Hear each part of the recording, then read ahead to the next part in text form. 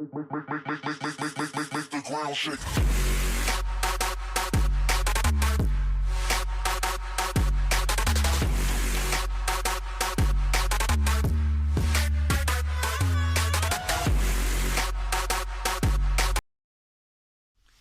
Salutare prieteni, sunt eu din nou Ianis și am văzut că ați apreciat foarte mult videoclipul dinainte cu Pyraminx-ul și am obținut cele 20 de like-uri și o să mă țin de promisiune și o să fac tutorial și la cubul Rubik. Dăm Pyraminx-ul deoparte, dăm și asta deoparte și acesta este cubul meu Rubik.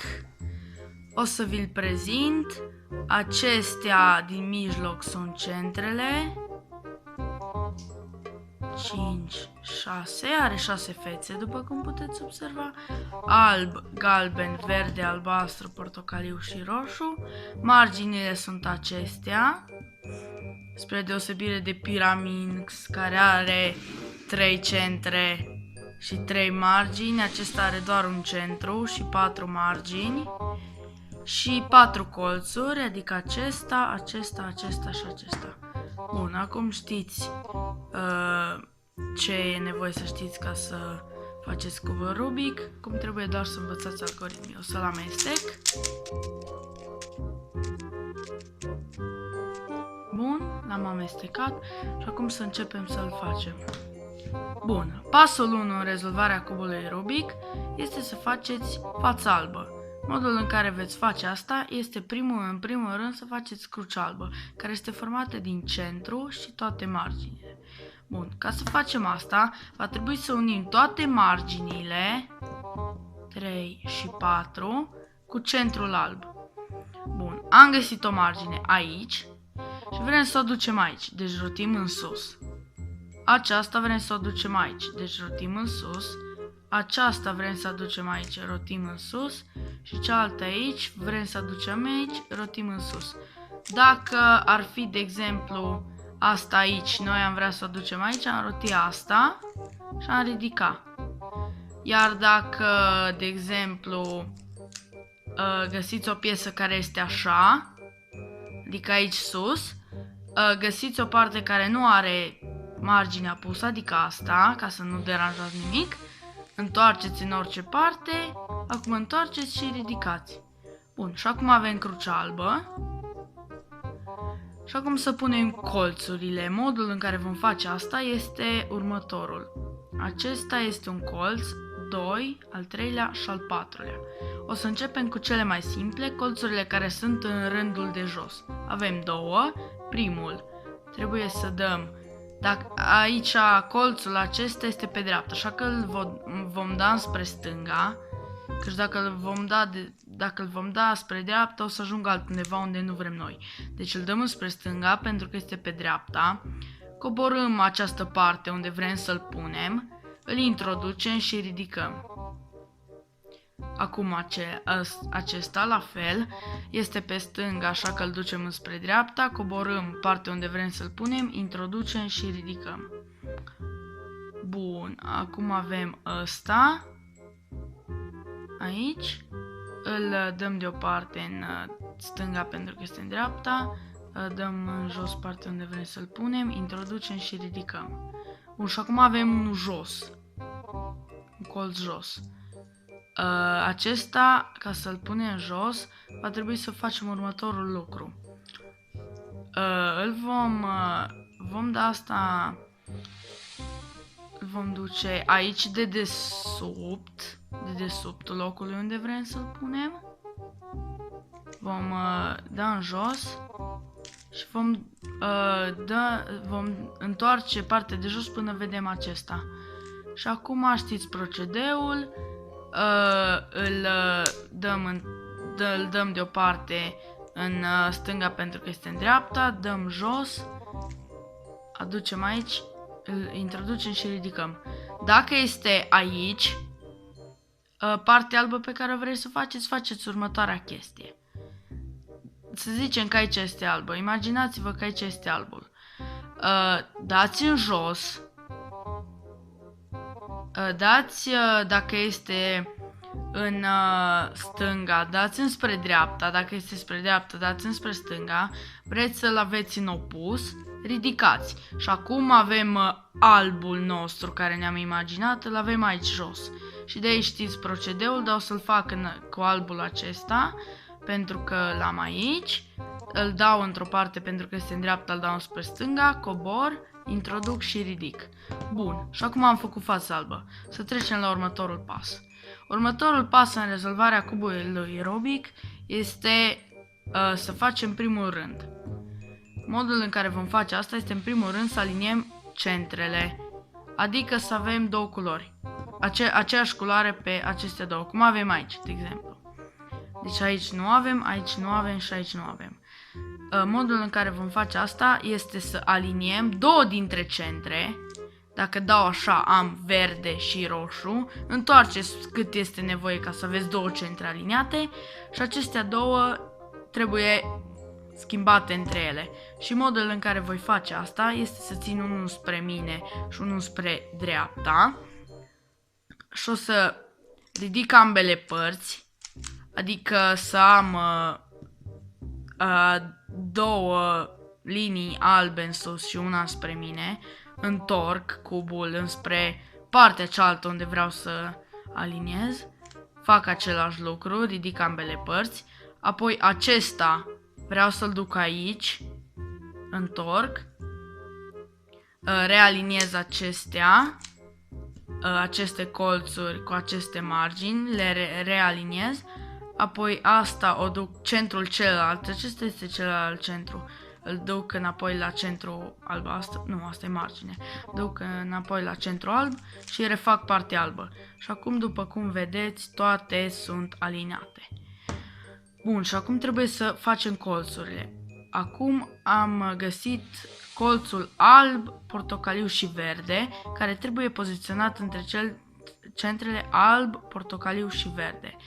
Și trebuie să-l punem aici, înseamnă că. Deci o să-l scoatem, adică coborâm, îl dăm înspre stânga pentru că este în dreapta, ridicăm partea aceasta.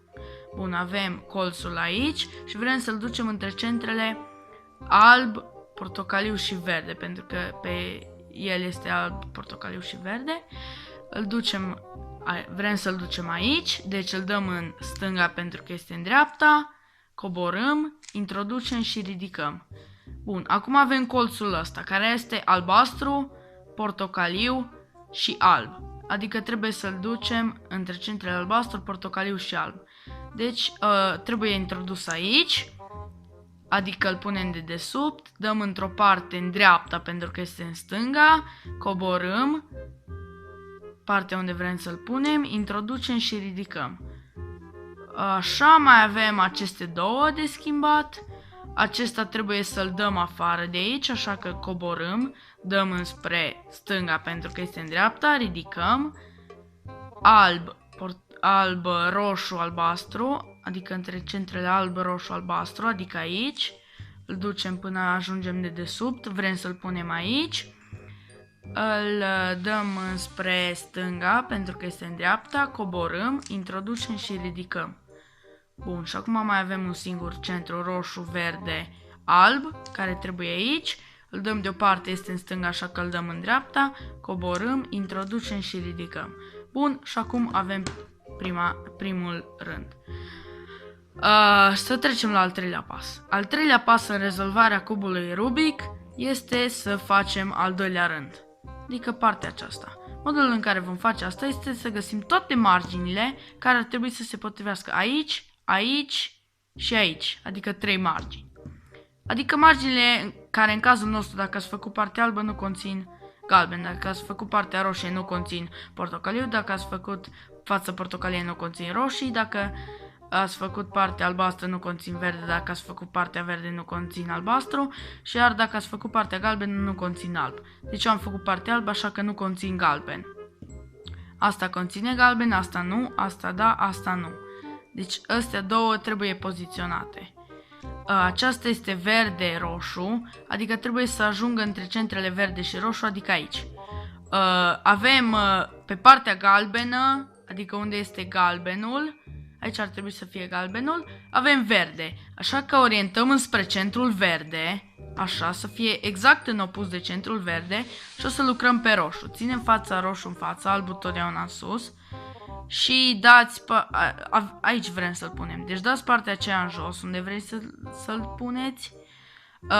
De data asta nu îl dăm în partea aceasta pentru că e stânga, îl dăm tot în stânga, ridicăm, întoarcem spre verde și acum îl poziționăm pentru că este în dreapta, dăm înspre stânga, dăm în jos, introducem și ridicăm. Bun, și acum este aici. Albastru, portocaliu e aici. Albastru este pe partea galbenă, deci orientăm înspre albastru, este deja orientat. Și portocaliu trebuie să vină aici. Lucrăm pe portocaliu, dăm în jos partea unde vrem să-l punem, adică aici îl vrem să-l punem. Este în stânga, îl dăm înspre stânga, ridicăm. Este în dreapta, acum îl dăm înspre stânga, coborâm, introducem și ridicăm. Bun, și acum este aici. Și mai avem doar unul, care este acesta, albastru-roșu. Este orientat deja înspre albastru, lucrăm pe roșu. Acum coborâm partea dreaptă pentru că este în dreapta. Îl dăm în dreapta, ridicăm. Este în stânga, așa că îl dăm din nou în dreapta, coborâm, introducem și ridicăm. Bun, și acum aveți al doilea rând. Să trecem la al patrulea pas. Al patrulea pas în rezolvarea cubului Rubik este al treilea rând, adică ultimul pas. Și cum vom face al treilea rând? În primul rând trebuie să facem crucea galbenă de pe spate. Adică asta. Acum am făcut crucea albă, acum trebuie să facem crucea galbenă. Dar nu o să fie la fel, ci o să fie diferit. Bun, să vedem. Deci avem L-ul ăsta. După L-ul ăsta trebuie să vă uitați. Dacă este așa, nu, așa, dacă este așa, totdeauna ce aveți, de exemplu eu am un pătrat aici, totdeauna țineți în stânga jos, adică aici. Nu țineți așa sau așa sau așa, nu, în stânga jos. Dacă aveți așa sau doar o linie sau așa, nu contează, deci eu am pătratul ăsta, așa că o să-l țin în dreapta jos, o să întorc cubul și o să fac următorul algoritm. Deci o să facem următorul algoritm. Ridicați, dați în dreapta, coborâți, acum dați partea asta în dreapta, ridicați din nou, dați în dreapta, coborâți, dați în dreapta, partea asta de jos, ridicați, dați în dreapta și o să vedeți că astea s-au aliniat și coborâți. Bun, acum am crucea, deci repetați de câte ori este nevoie. Acum trebuie să aliniez centrele și să am aici două roșii, două albastre, două portocalii și două verzi. Aici am deja două verzi și ca și data trecută trebuie să aliniez două centre să fie corecte. Uitați, am așa, întoarceți de câte ori este nevoie, unul din nou îl țin spre mine și unul îl țin spre dreapta. Și acum fac următorul algoritm.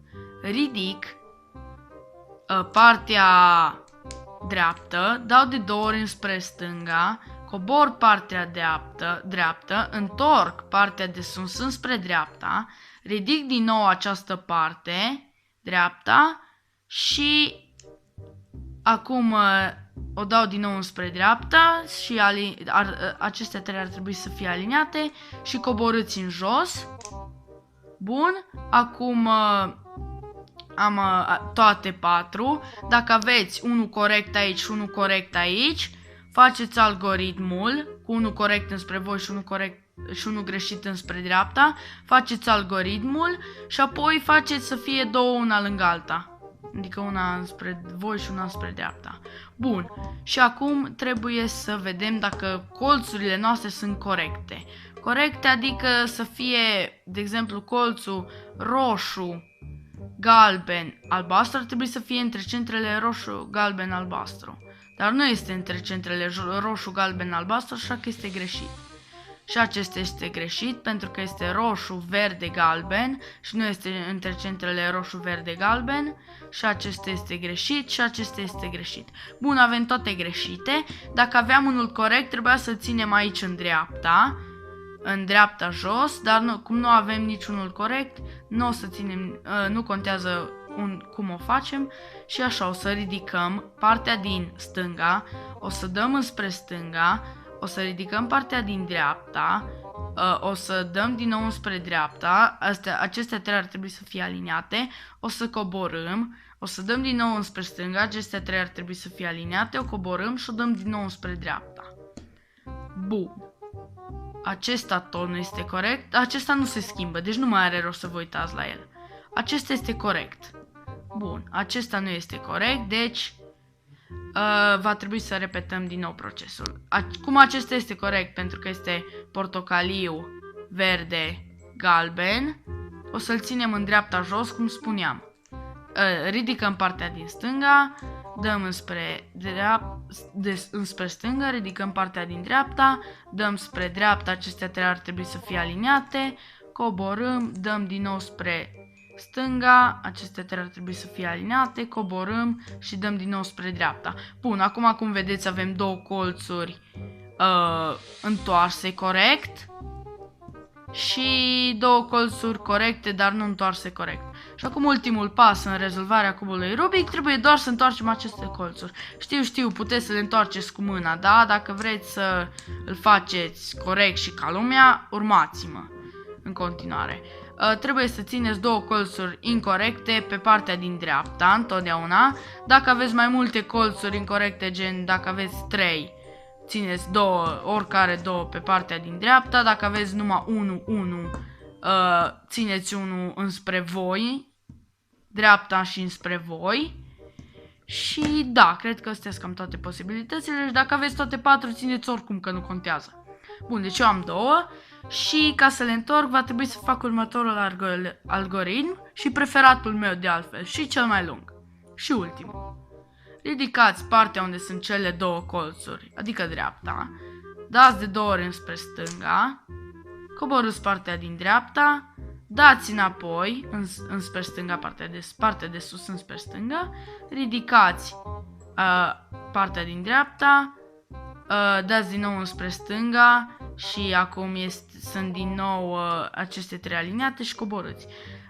Acesta este la fel ca și aranjarea centrelor, dar acum vom face ceva în plus. O să facem chestia asta aproape la fel, dar și pe partea stângă. Ridicăm partea stângă, dăm de 2 ori înspre stânga, coborâm partea stângă, dăm din nou partea de sus înspre stânga, ridicăm partea stângă, dăm din nou spre stânga și coborâm. Bun, acum după cum vedeți, nu întoarse corect încă, dar din câte vedeți s-au întors. Portocaliul era sus aici, la amândouă de fapt.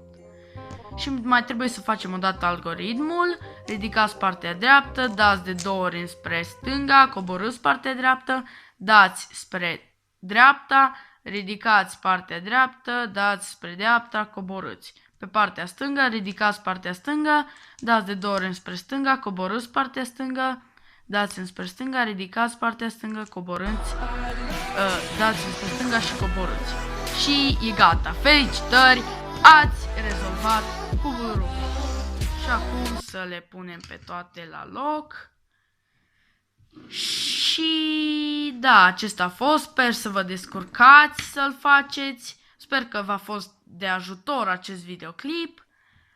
Nu uitați să lăsați un like, share și subscribe pentru că mă ajută foarte mult. Eu am fost Ianis, iar noi ne vom vedea data viitoare. Pa, pa! Make the ground shake.